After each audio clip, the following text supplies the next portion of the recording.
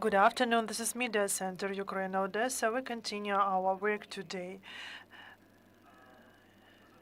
This briefing will not be dedicated to the topical issue of the blown-up dam, but it will be dedicated to another important topic, the condition of the bomb shelters and shelters in Odessa. Unfortunately, the representatives of municipal council and volunteers could join us today because volunteers they help to evacuate people from Kherson to Odessa in particular. But today, our guest is Denis Zeynalov, representative of the OZON public monitoring group that monitors the condition of shelters in the Odessa region.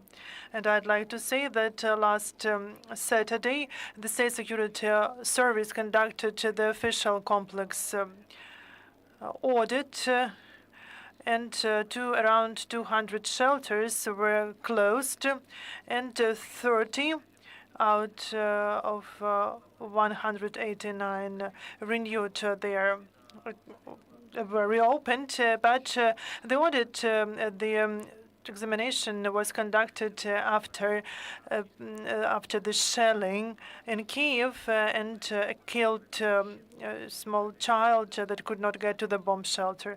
But OZON public monitoring group monitored the situation, and before that case.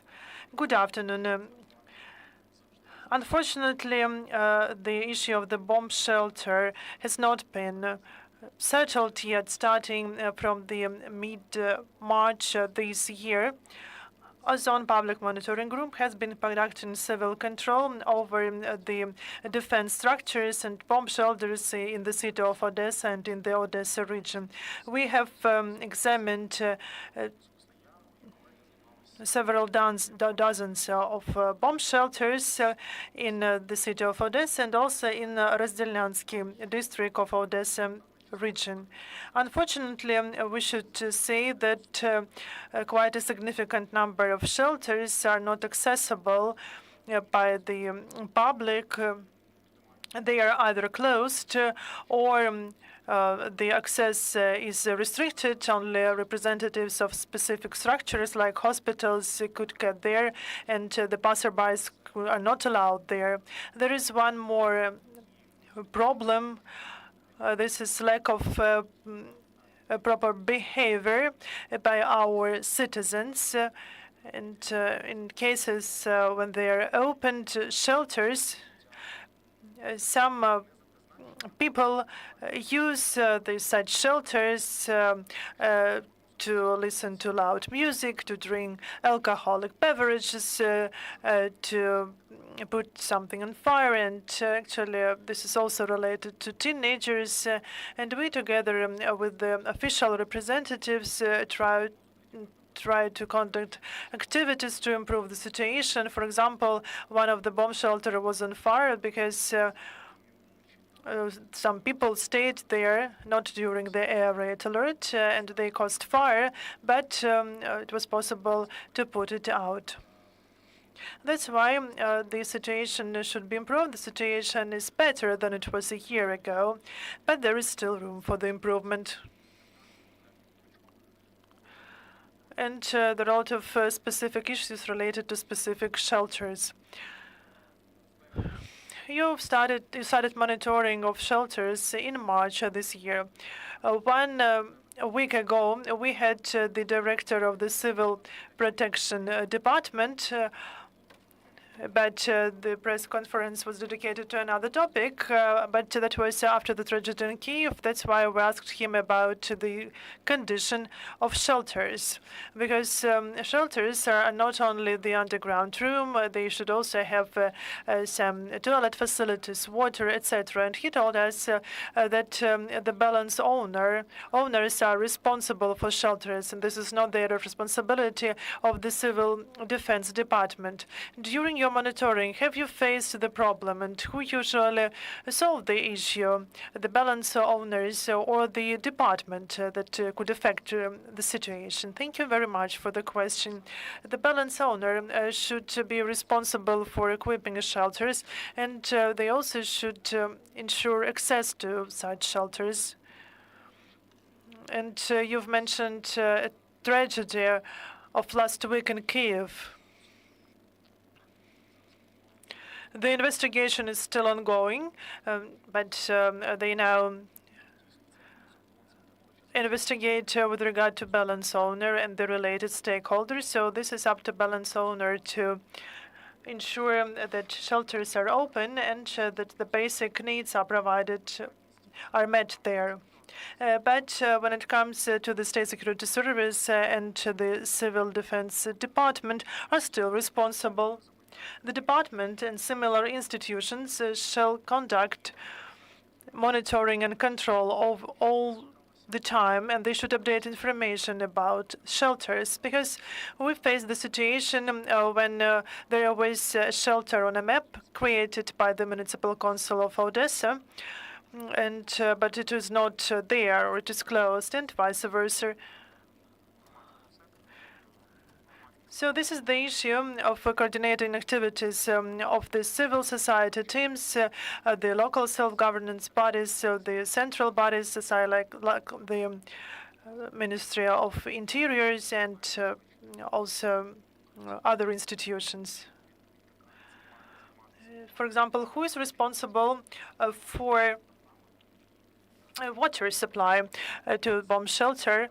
It is the responsibility of balance holder, and if the balance holder does not provide everything needed, the special services should monitor the situation, and during 10 or during 30 calendar days, such gaps shall be rectified. During your civil checks, did you conduct it together with officials and state bodies, or did you inspect shelters on your own? We conduct such checks on our own. Moreover, we did not inform balance holders and officials about our monitoring. We reported about the result afterwards.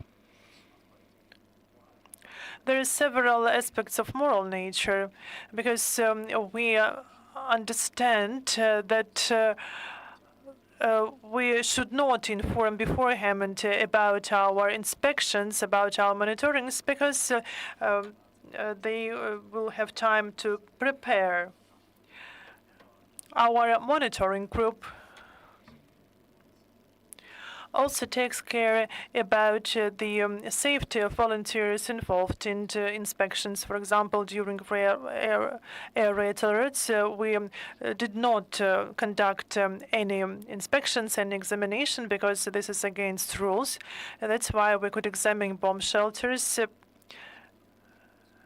during calmer times. In some cases, our inspection was hindered. We were not allowed to access bomb shelter, and they told us that this is kind of a restricted area, that we should get official permission from officials to inspect such bomb shelters. And perhaps this is not only about officials, but about balance holders. So if you want to get to a shelter which is located in a house, then of course you need to get the permission from the head of condominium. But that's why your results are rather valuable, because there was the order of the president, the order of the head of the government. And some of the shelters and some of the institutions were prepared after that.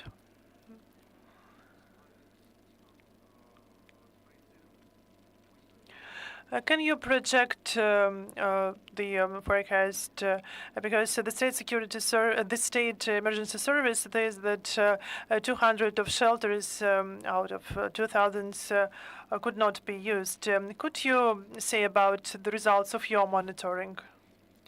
I can report about the Rozdelna territorial community, because my colleague Artem Kirimchuk and I were able to examine all shelters. The last check was conducted last Saturday. That was in the village of Panativka, Rozdelna territorial community. We also checked all official shelters in Razdilna. There are 10 in total, and we can calculate the percentage. So these are shelters that information about which is officially published. And we checked against the criteria envisaged by the legislation, decree of the Cabinet of Ministers of Ukraine, and internal orders. Out of 10 shelters, it's for a minus. We can score for a minus following the 5-score system. Only one shelter. 30% of shelters are inaccessible, and we can see actually that more or less we have the same statistics at the state emergency service. So these shelters are either closed or access is not allowed. Sometimes there are the cases when there is the lock on the bomb on the door of the bomb shelter, and we as the civil or the public activists, we know where we can get the key from that lock. But common people, they don't know where to get the key to get to shelters. That's why we believe that such shelters are inaccessible, because if we can get there, it doesn't mean that other people can get there. As for basic needs like fresh water, toilet or WC, and ventilation, sewage system, additional exit, 70–80% of shelters are not compliant against all criteria. The biggest problem is the second exit and ventilation system. In all shelters that we've checked have some sofas, some chairs, benches, so people have somewhere to sit. As for fresh water, in 80% of shelters there is access to fresh water, so there is a direct sign saying that here people can get fresh water. There is a special cup or special bottles with water, so there is access to fresh water. When it comes to food, no shelter that my colleague and I have examined had food supplies. As for medication, we know that at least in half of the shelters were provided with medication last summer for first aid to stop bleeding in case of a heavy missile attack or other emergency situation. And we know that most medications were stolen by locals. And we've checked the information, and they don't care about even their own safety. And a lot of separate rooms where fresh water and medication are stored, just closed, just locked, so there is no access there. As for water closet facilities, only one shelter among those that we've examined had water closet, so including toilet, some taps to wash hands, so the basic needs were met there. As for ventilation system, I would like to add, and my colleague told to me about that yesterday, that is difficult to breathe in a shelter, and this is the question of comfort when you stay there for 15–20 minutes. But if people need to stay longer there, it can be damageable for health and for life if there is no proper ventilation system. If there are people, some with chronic diseases, vulnerable population could suffer there a lot. And ventilation system is the basic need, the same as access to shelter and fresh water. So those criteria, those directives that we have now do not provide for some extra needs. Thank you. Thank you for sharing this information. Have you submitted the results of your monitoring to local authorities, regional authorities, and the state emergency service or other institutions responsible for this issue? Now we are drafting our internal report with regard to all shelters, and these reports which are accumulated all over Ukraine. and our civil public monitoring group are responsible for aggregating all this information. After that, we are going to have to conduct analysis, and if we see some critical situations, then we get in touch with the representatives of State Emergency Service and the local authorities to solve the issues. And also we provide for systematic analysis, assessment in a region, in some area. This information is published on our web pages of our OZON public monitoring group. And I think that closer to the mid of summer, we'll be able to present the systematic report with information about shelters, accessible and non-accessible shelters. Perhaps we will also publish some photos and videos. So it will be in 3 months after you started examination in March. We started examining shelters in mid-March, and the work continued in April and May. There was the whole group of volunteers who examined shelters. They did not get any fee for that. And sometimes we faced the situation when we wanted to check bomb shelters, and people just asked us why we did not conduct the examination on the 24th of February. And what I can tell them that I was involved in digging trenches near Transnistria regions, but people tell us that that was not a topical issue, that we should check bomb shelters. And every time we face people who try to find who is guilty. But this doesn't mean that we should stop our activities. This means that we should just go on and continue our work. And our objective is not to find people guilty, bad, and to blame someone for the situation. But for us, it is very important to find gaps in the civil protection and to ensure the possibility to find quick solutions in cooperation with local authorities, with regional authorities.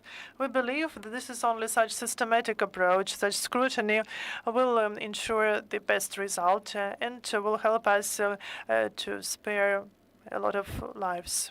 Thank you. Thank you. And I think that after you publish your report, we will be able also to support you with awareness-raising campaign. And it would be great also to have here the representatives of public authorities, the balance holders who are responsible for bomb shelters in the city of Odessa and Odessa region. And because this topic will be important until we have war in our country. Thank you for your time. Perhaps this is our last briefing for today. We will continue monitoring the situation with the Kakhovka hydroelectric power station dam, and we will inform you about updates, so please stay tuned.